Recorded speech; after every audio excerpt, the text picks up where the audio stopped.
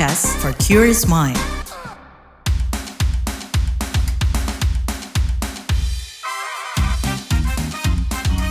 Kamu lagi dengerin podcast What's Trending.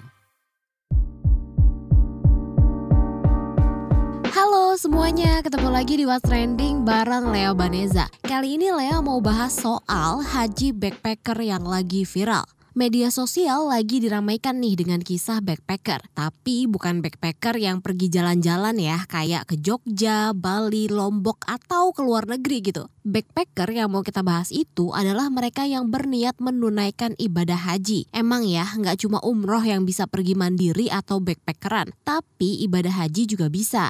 Jadi haji backpacker itu adalah haji yang ibadahnya dilakukan dengan modal sendiri. Modalnya apa? Mulai dari visa, paspor, uang, dan barang bawaan lainnya. Haji backpacker ini juga nggak dapat fasilitas seperti hotel dan makanan, layaknya peserta haji reguler dari pemerintah. Jadi ya bisa dibilang gitu ya, biaya haji seperti akomodasi dan biaya perjalanan bisa disesuaikan dengan budget. Tapi peserta haji ini mesti rela untuk ribet-ribet menyiapkannya karena mereka harus mencari fasilitas hotel dan akomodasi lainnya sendiri.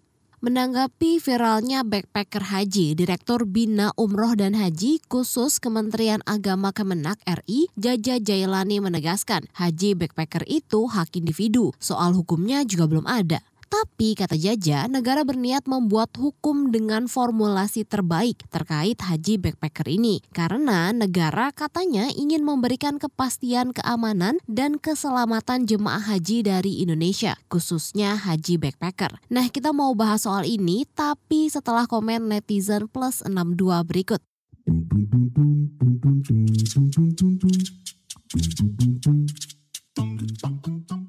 Kita ke komentar @sodxx, mending mulai persiapan haji backpacker aja lah, bismillah, kado pundi pengalaman. Lalu komentar @ukuxx, sore, hal ini membuktikan bahwa ke Tanah Suci gak perlu nunggu tua, karena anak muda juga bisa ke Tanah Suci. Sekarang ada pilihan alternatif selain harus lewat agen dan pemerintah, semoga haji juga bisa haji mandiri. Lalu komentar @dawxx, masuk ke grup haji dan umroh backpacker, lihat yang pada berangkat pakai visa mujalama, kok Masya Allah ya, kelak bisa ke sana sama keluarga kecilku. Lalu komentar @abxx, aku tinggal di Arab Saudi. Menurutku untuk yang kuat fisik dan usia muda, bagusnya sih umroh backpacker karena bisa lebih hemat dan fleksibel. Sedangkan yang tua-tua ya pakai agen travel aja biar nggak keteteran. Lanjut ke komentar @usexx, pemerintah nggak boleh ngelarang umroh backpacker. Mungkin pemerintah wajib bikin aturan aja sih, atau penyuluhan atau himbauan terlebih dahulu bagi para jemaah yang mau umroh mandiri. Komentar @ilxx, aku udah lihat sendiri sih pengelolaan pergerakan manusia di Arab Saudi sana saat umroh dulu. Rasa-rasanya umroh backpacker itu justru malah mempersulit kerja para petugas penyelenggara umroh dari pihak Arab Saudi sendiri.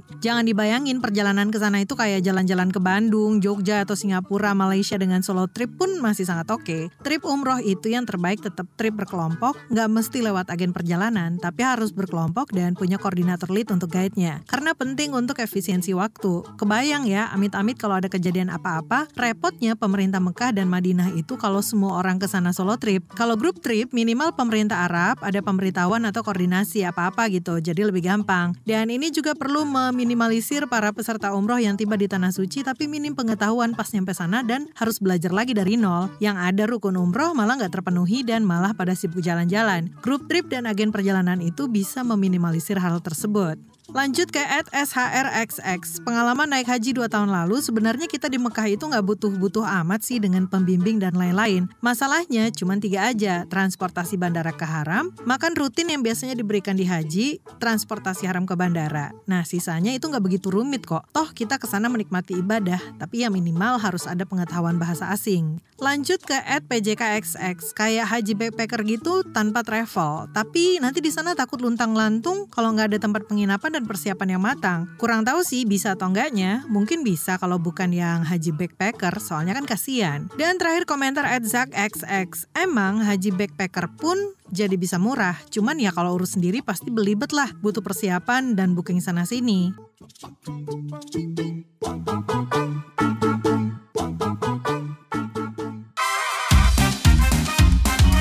Kamu lagi dengerin podcast What's Trending.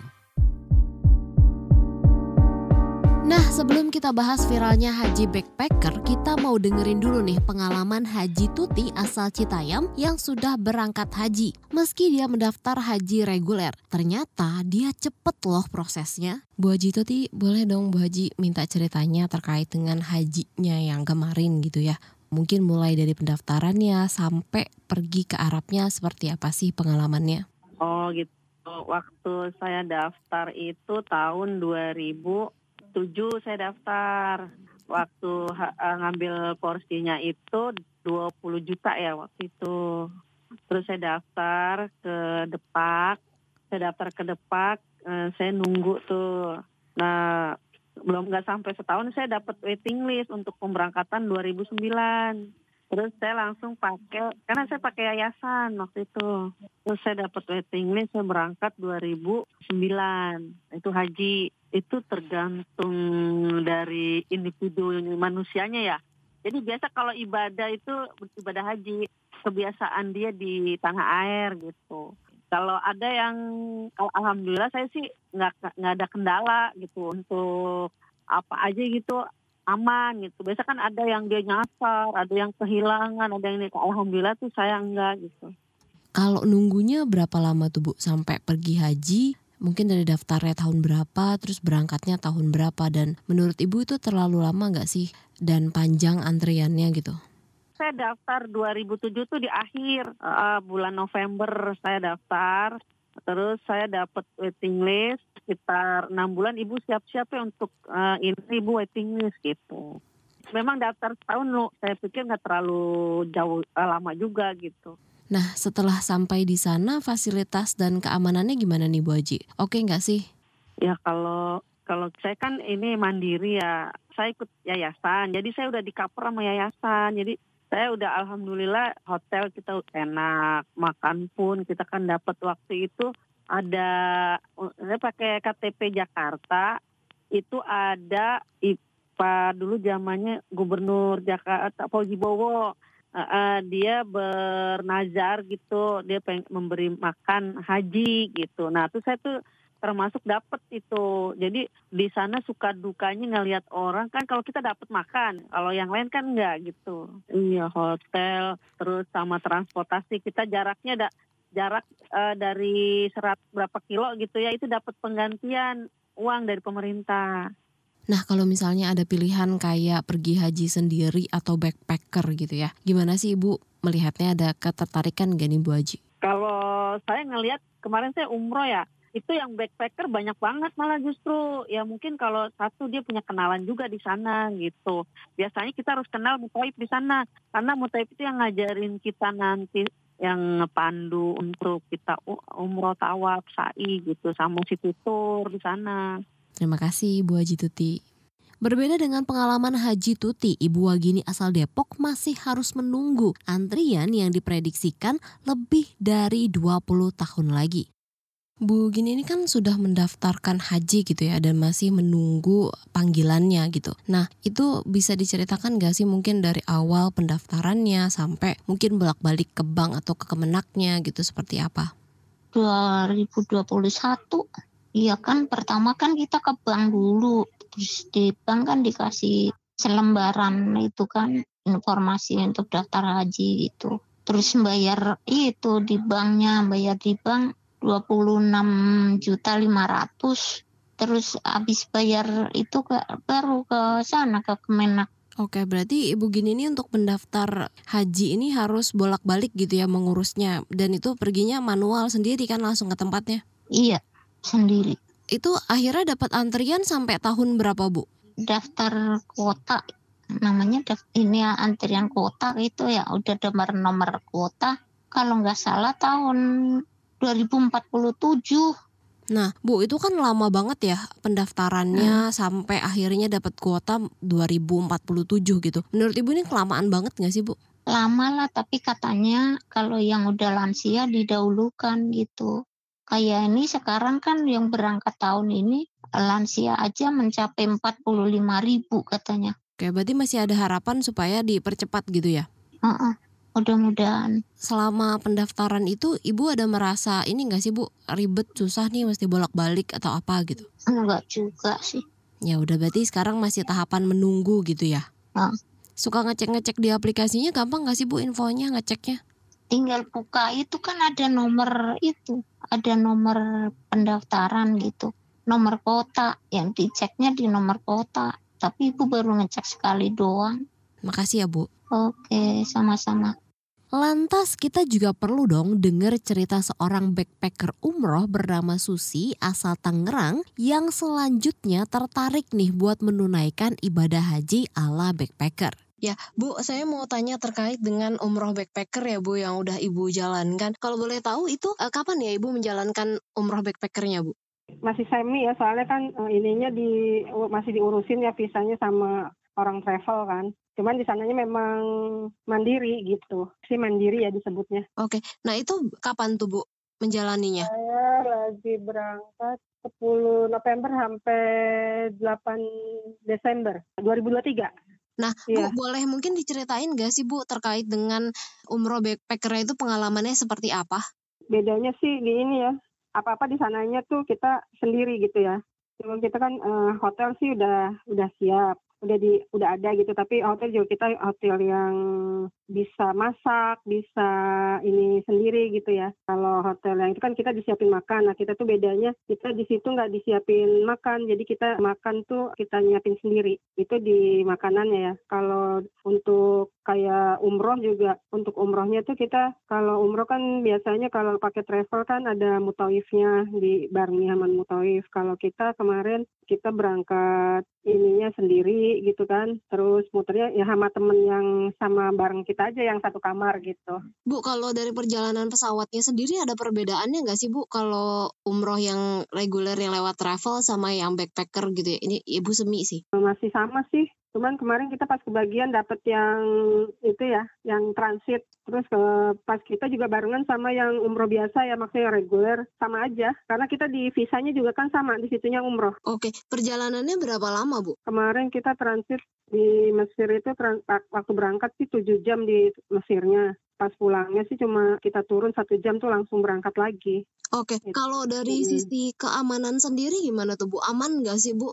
Kebetulan kita berangkat tuh kan kemarin ada 17 orang ya. Dari 17 orang itu kita kemarin rata-rata sih udah umroh yang kedua kali, yang ketiga gitu. Jadi kalau udah pada pengalaman gitu. Dari 17 orang itu kemarin yang baru pertama kali umroh itu cuma 3 orang. Jadi mungkin udah ada pengalaman dari yang kita pakai reguler. Itu sih yang memudahkannya juga ya. Paling kalau yang belum pernah umroh ya ngikutin sama yang sudah pernah umroh kayak gitu. Oke, kalau berarti sampai di Mekah Madinah itu harus cari-cari akomodasi. Nah, saya kan termasuknya masih semi, jadi kita udah disiapin tiket. Kemarin tuh kita cuman bayar tiket, terus visa, hotel, jadi udah siap. Hotel di Mekah dan Madinah juga udah disiapin. Udah itu aja. Jadi kita cuman nggak dapat makan di sana. Kita mau tur kota sananya, kita ini sendiri gitu sama teman-teman aja. Misalnya kita mau barengan, nah kita biaya sendiri. Terus kayak kita mau berangkat umroh, kita mau ambil mikotnya gitu kan, mau ambil mikotnya nggak pakai travel gitu, kita pakai bis yang ada di sana atau pakai taksi gitu. Itu biaya sendiri lagi kayak gitu-gitu. Jadi karena kalau yang pihak itunya cuman kita disiapin tuh tiket, visa sama hotel. Itu aja. Bu, kalau misalnya yang backpacker ini dari segi ibadahnya tuh sama nggak sih Bu?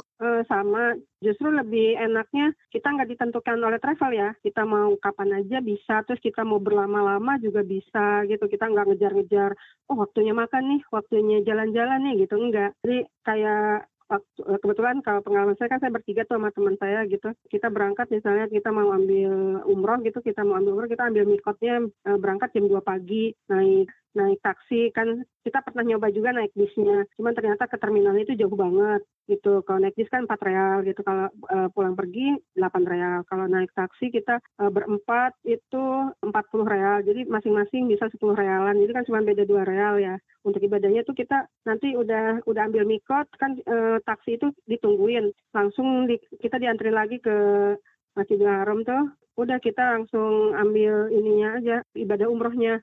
Tawaf, habis tawaf, kalau misalnya kita kepotong sama sholat subuh, itunya sa'inya kita setelah sholat subuh kayak gitu. Jadi kita yang nentuin, kita nggak bareng-bareng itu gitu ya. Kita mau berangkat bertiga, mau berangkat berdua, atau enggak pas yang sebelah kamar barengan kita bisa berangkat 8 orang gitu. Ibadahnya pokoknya sesuai ini aja, sesuai kita mau aja.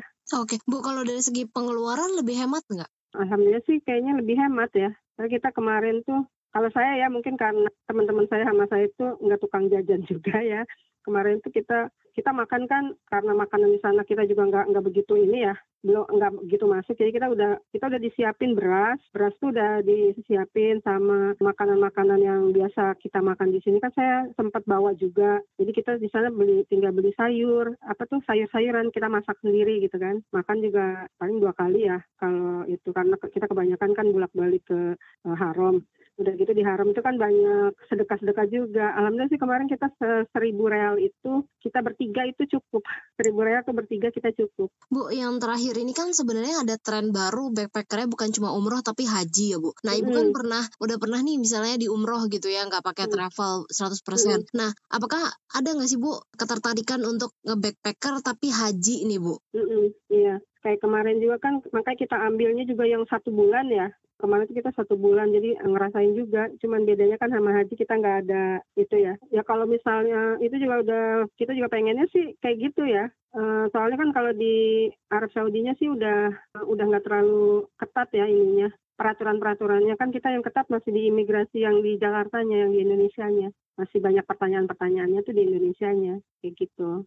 Oke, baik Bu Susi, terima kasih banyak ya, Bu. Iya, sama-sama. Tapi apa sih yang membedakan haji backpacker dengan reguler dari pemerintah? Kita obrolin ini bareng juru bicara Kemenak, Ana Hasbi. Ini kan lagi viral ya, Bu, ya, kisah-kisah haji backpacker nih, Bu, di media sosial. Nah, gimana sih mungkin Kemenak sendiri melihatnya, apakah sebenarnya ini legal gitu, Bu?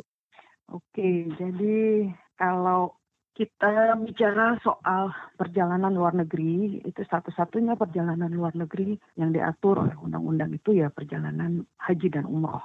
Itu jadi memang ada undang-undang yang mengatur agar haji atau umroh ini itu dilakukan ya baik perseorangan itu maupun berkelompok itu dilakukan oleh PPIU yang berizin. Itu bunyi Undang-Undang Nomor 8 tentang haji dan umroh, Undang-Undang Nomor 8 tahun 2019. Gitu jadinya. Oke, Bu, kalau terkait dengan aturannya sendiri, ini masih dalam proses pembahasan kan ya? Aturan terkait dengan haji backpacker, umroh backpacker itu. Ada update nggak sih, Bu? Jadi ini, kalau yang ada itu kan tadi saya sebutkan. Sebenarnya Undang-Undang Nomor 8 ini kan tahun 2019. Itu Undang-Undang Haji Nomor 8 tahun 2019 itu. Jadi sejak 2019 memang sudah ada aturan yang mengatur soal PPIU ini. Jadi umroh, itu haji maupun umroh itu diselenggarakan oleh PPIU yang berizin. Nah, kebetulan proses backpacker ini kan baru 2 tahun terakhir ramenya ya. Walaupun dulu-dulu tuh pernah ada juga. Dulu itu kan ada yang namanya umroh mandiri. Nah, namun umroh mandiri pun dilakukan melalui PPIU yang berizin alias Biro Travel itu loh yang tercatat. Jadi tetap melalui Biro Travel permohonan visa. Nah, kalau yang sekarang yang tren backpacker ini kan karena ada perubahan undang-undang di Saudinya sendiri tentang visa masuk ya, visa ziarah yang boleh digunakan untuk umroh. Kalau dulu kan enggak, mereka membedakan visanya. Kalau sekarang kan ada visa yang baru. Nah, memang belum ada regulasi yang mengatur bagaimana caranya gitu. Tetap jadinya kita masih memakai Undang-Undang Nomor 18 itu. Namun demikian, Kemenak melihat memang ada kecenderungan kenaikan minat masyarakat terhadap umroh backpacker ini. Nah, cuma ya ini kita memang kemarin baru saja minggu lalu ya, kita membicarakan ini bersama DPR, Komisi 8 gitu. Jadi kita mungkin bukan sekadar regulasi yang dilakukan, tapi juga ada juknis, petunjuk teknis atau petunjuk pelaksanaan juklak supaya masyarakat ini bisa melakukan umroh backpacker ini tanpa dia harus melanggar undang-undang gitu, Undang-Undang Nomor 8 tersebut. Karena Undang-Undang Nomor 8 tersebut disusun dengan semangat untuk perlindungan jemaah, kan itu sebetulnya utamanya. karena itu tanggung jawab negara melindungi warganya. Nah, gimana supaya warga kita bisa melakukan umroh backpacker ini dengan aman? Itu yang sedang dipikirkan.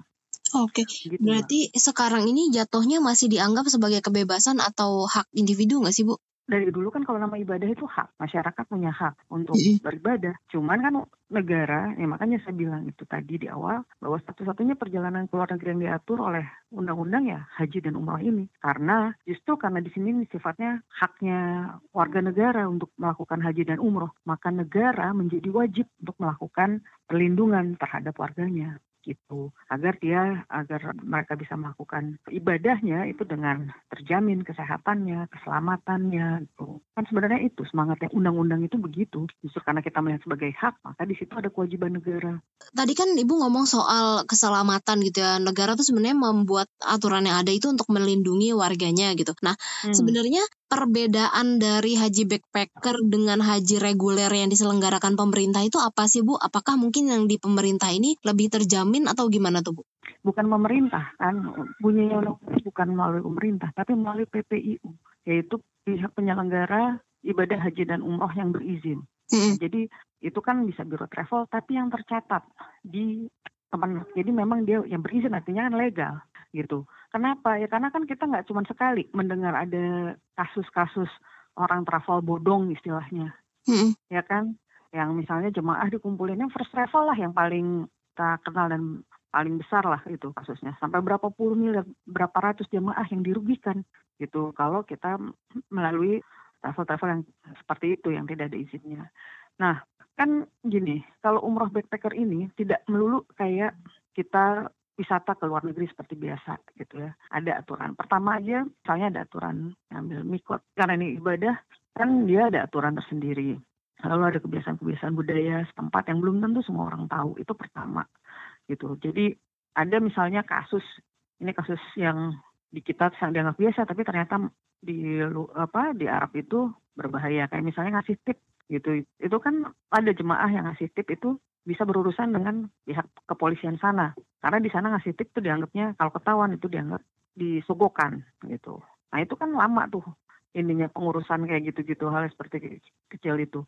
Nah kalau yang dia dengan pihak umroh yang berizin, yang ada pembimbingnya kan dia bisa dikasih tahu sebelumnya. Ini ada begini-begini. How to-nya itu sudah jelas.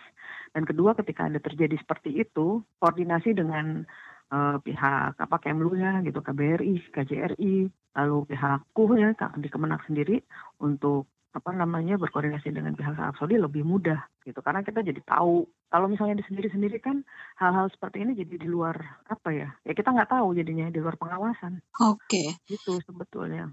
Dan mungkin dari segi fasilitas lebih terjamin aja gitu ya, Bu ya? Ya kalau fasilitas kurang lebih gitu, tapi kan gini ya, memang maksudnya ya kalau misalnya ya sama kayak travel biro yang lain lah gitu, kayak misalnya kalau ke Eropa kan kita bebas ya, visa itu nggak ada beda-bedanya lah, bedanya cuma di durasi, tapi kita bisa mengajukan visa sendiri.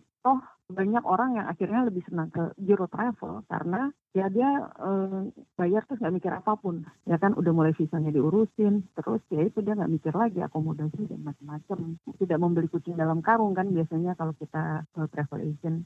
Nah, kalau kita sendiri, ini kan kayak proses akomodasi gitu. Kita juga, ya itulah, kalau misalnya terjadi apa-apa, misalnya perselisihan dengan, kita misalnya ngebooking hotel langsung gitu di sana. Ketika terjadi perselisihan itu susah kita memediasi ya, karena lagi-lagi itu di luar. Bu Ana, yang terakhir mungkin Bu dari Kementerian Agama sendiri ada imbauan nggak sih Bu buat masyarakat mungkin yang mau menjalani haji backpacker ini, Bu? Kalau himbauan kami tentu saja hati-hati ya gitu. Itu karena kan keselamatan dan keamanan itu jauh lebih.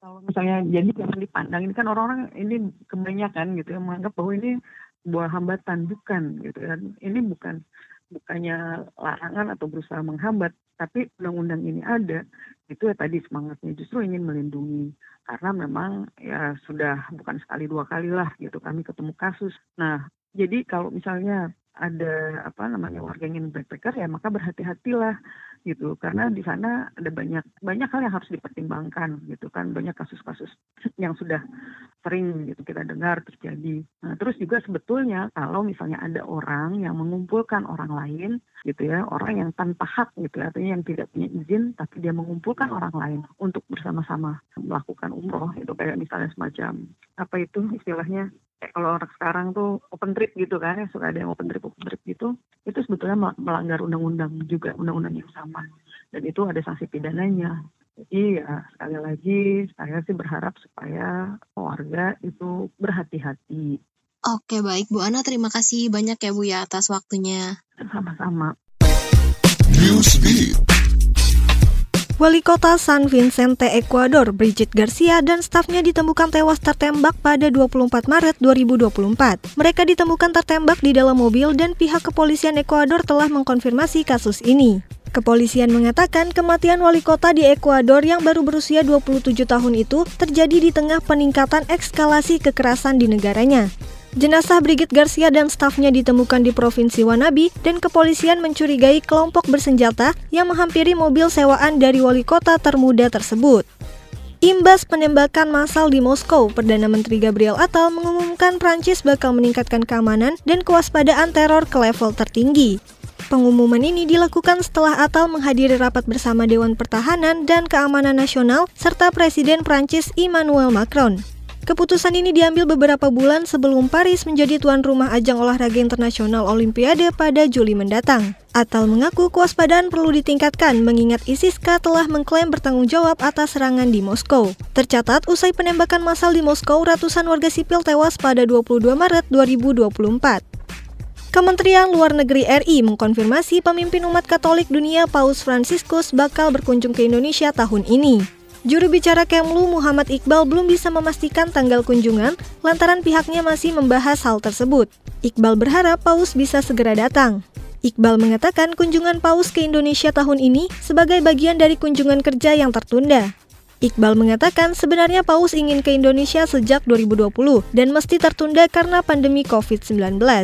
Sebelumnya, pada 2022, Menteri Agama Yakut Kolil Kaumas pernah bertolak ke Vatikan untuk mengundang Paus Fransiskus ke Indonesia untuk menyapa umat Katolik tanah air dan menyaksikan keragaman yang dimiliki Indonesia.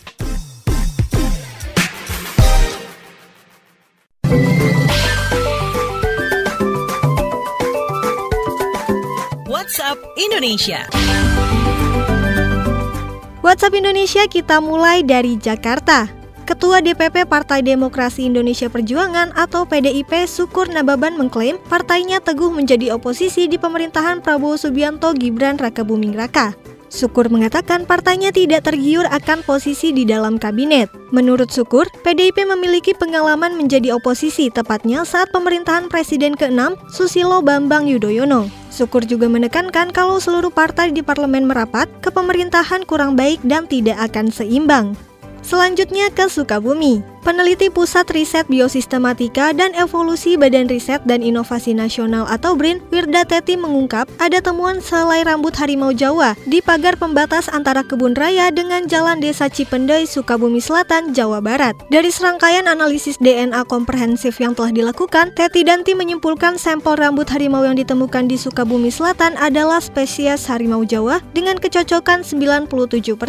Namun, apakah masih ada harimau Jawa yang hidup di alam bebas? Menurutnya masih perlu diteliti lebih lanjut. Harimau Jawa atau Panthera tigris sondaica sudah masuk daftar merah International Union for Conservation of Nature atau IUCN sejak 1980-an. Penampakan terakhir harimau Jawa terkonfirmasi di Meru Betiri Taman Nasional Jawa Timur pada 1976. Terakhir mampir Solo.